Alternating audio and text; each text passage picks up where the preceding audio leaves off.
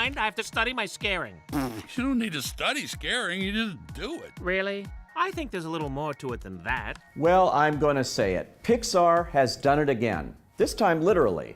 Remember a movie called Monsters, Inc., Monsters Incorporated, from about 12 years ago? This time they have decided to revisit some old friends and a movie that they once made. But this time it's a prequel. Instead of doing a sequel, they've gone back to the beginnings. And so once again, we are reteaming our beloved characters played by Billy Crystal and John Goodman. That's Mike, the little one-eyed monster, and John Goodman plays Sully, that big monster whose father was a legendary monster, and he has that to live up to.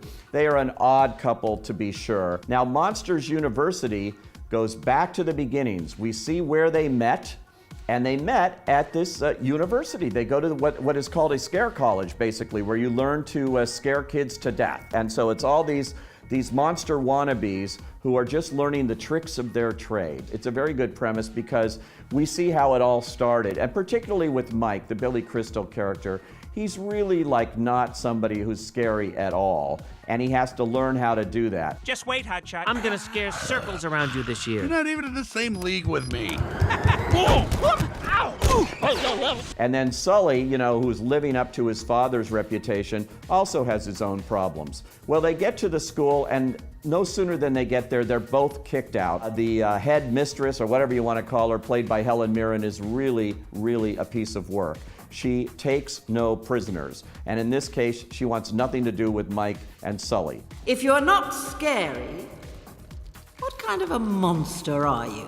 But you can't keep a good monster down. And these guys team up and decide that they are going to prove her wrong, and they are going to be the monsters that we all know they can become. So they team up with this fraternity of nerds. But it's kind of fun to see this little pack of monsters try to make it in what they call the scare games. The scare games are kind of like the Hunger Games in a G-rated way.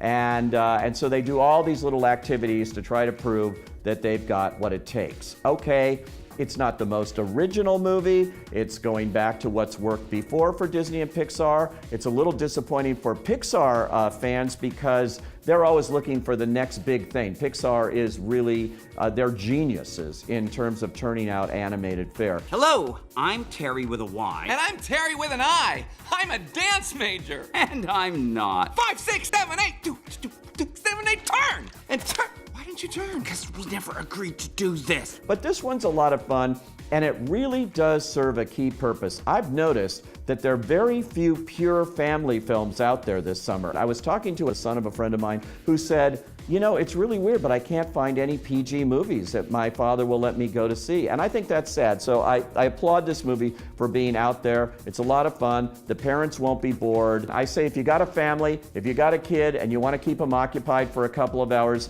you could do a lot worse than Monsters University. Go.